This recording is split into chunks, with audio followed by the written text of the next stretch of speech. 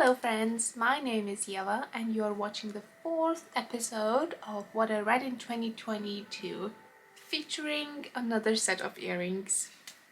So far we talked about these books. A Fault in Our Stars by John Green, Tower of Dawn by Sarah J. Maas, Silver Arrow by Kristina Sabaloskaite, The Cabinet of Calm, Soothing Words for Troubled Times by Paul Anthony Jones, Silver Arrow 2 by Kristina Sabaloskaite, Orphan Monster Spy by Matt Killeen, The Berry Giant by Kazuo Ishiguro, Mad About the House by Kate Watson-Smith, Ghost Bride by Yang Se-chu, Interworld by Neil Gaiman and Michael Reeves, How to Hate Your Neighbor by Sophie Sullivan, Cricket Kingdom by Lee Bardugo, Discovery of Witches by Deborah Harkness, The Little Book of Humanist Weddings by Andrew Copson and Alice Roberts. And today I'm here to share my thoughts on these books. The Song of Achilles by Madeline Miller, Goodbye Things on Minimalist Living by Fumio Sasaki, The Garden, Organic Book of Compost by Pauline Pierce, and The Ballad of Songbirds and Snakes by Suzanne Collins. Now back to you, Past Yeva, take it away. I have read more books this year. Today I'm here to just talk about some other books I read this year, and we're getting very close to Christmas, hence the absolutely amazing earrings, which I could not wear them. I even put my hair up so they would be the star of the show. Yeah, the other thing I want to quickly show you is the absolutely gorgeous mug I have. This one. It's a Harry Potter mug. It's the Three Broomsticks mug, which was supposed to be my Christmas present, but I guessed it. Well, I didn't guess that it's gonna be a Harry Potter mug, I just guessed that it's gonna be a mug, and so I was able to open that early. And I can't show you now, but at the bottom there's also another quote, and of course I absolutely love the fact that it is in golden foiling, so you already know that I enjoy golden foiling. Just gonna stop about the foiling. How many times I can say foiling? Foiling. The Song of Achilles. Now, a very quick and short story about how I got this book. It was a gift, a very unexpected gift from Alex, which I'm very grateful for.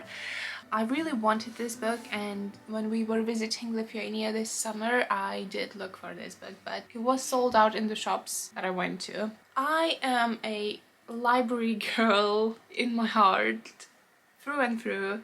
I don't ever buy books for myself. I couldn't remember last time I did, actually. And then just one day after work, Alex came to meet me with a little bag that had this book, and I absolutely loved this book. I knew I would like it, but I did not expect to love it so much. So I am actually very pleased that I own it. For this book, I will make sure to find a TikTok that's gonna very accurately illustrate how I felt reading this. Wilt thou Holy shit! What the fuck? Sometimes I had to put it down just to walk around the room to release my frustration, and then sit back down and pick it up again just to carry on reading.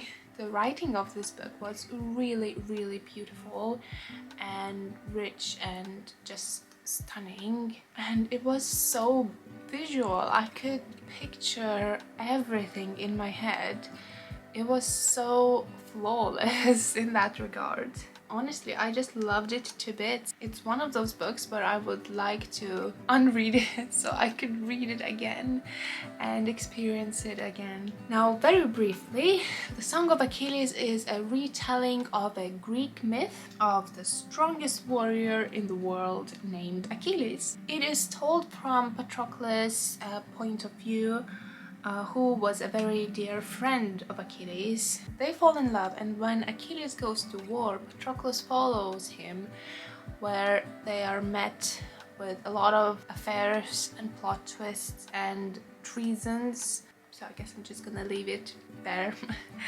I absolutely loved how human and relatable all of the characters were. I sometimes had to remind myself that some of those characters mentioned that they were gods and goddesses They were so down to earth with their emotions and the things they were doing and the reasonings behind their actions. So I would say if you haven't read this one yet, you absolutely must put it on your reading list. It was one of my favorite reads of the year, and yeah, it's gonna be one of those books that I will keep recommending all the time, I guess.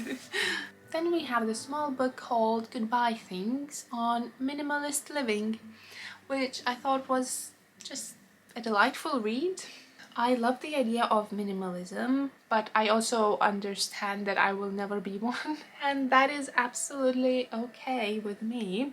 What I want is a healthy relationship with my material things in life.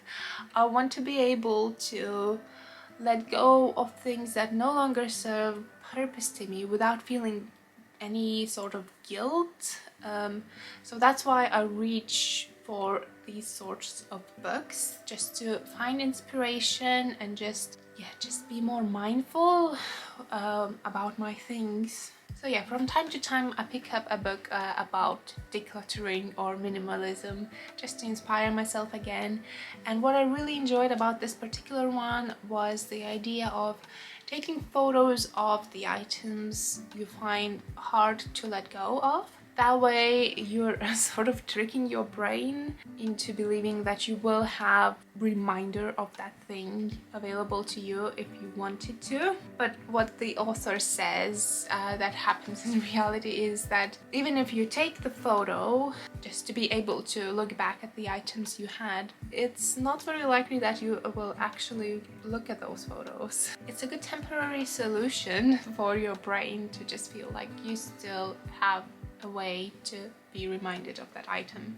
Definitely pick it up if you need inspiration to declutter that one drawer you wanted to declutter in ages. Now here's a bit of a weird one. It's a book about compost. This September we got our first allotment. I do have some videos about it if you would like to watch those. So yeah, when we got it, we suddenly realized that we have no idea how to do stuff. I just went into a gardening section at the library and picked out a book about composting. I do appreciate this book quite a lot.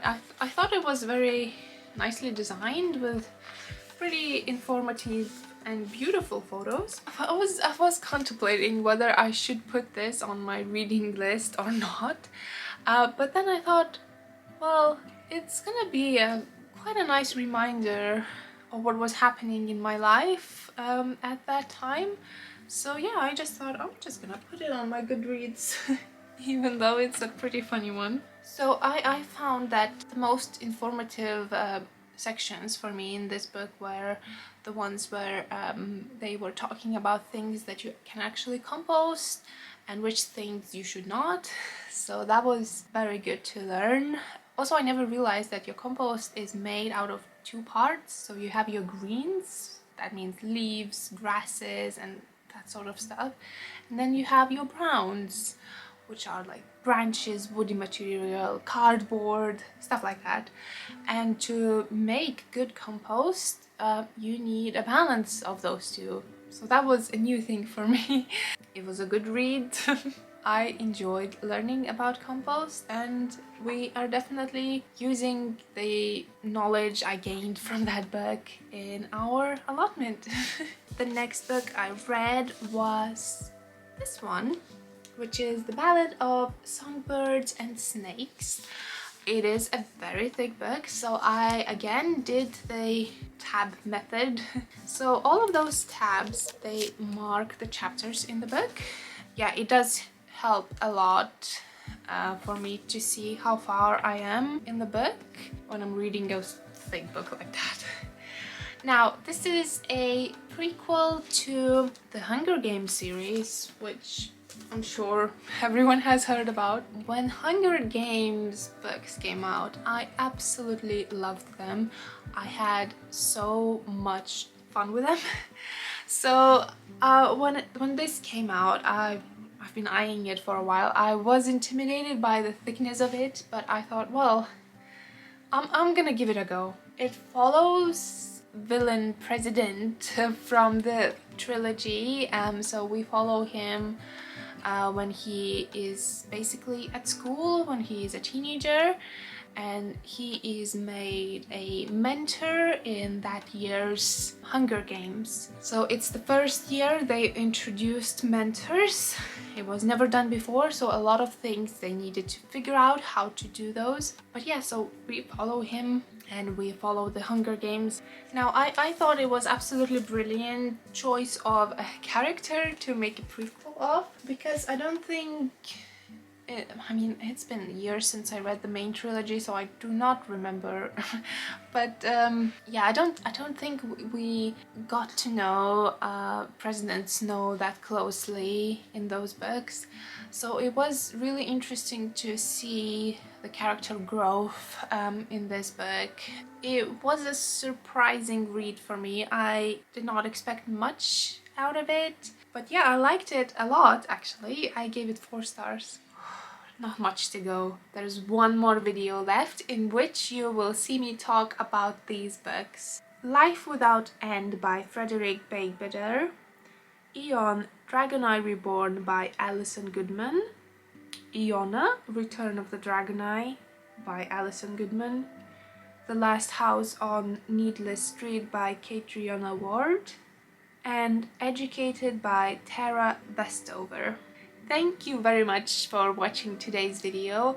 It's really exciting to share my thoughts about books with you, and I hope you will come back tomorrow to watch the final episode of this series. See you then!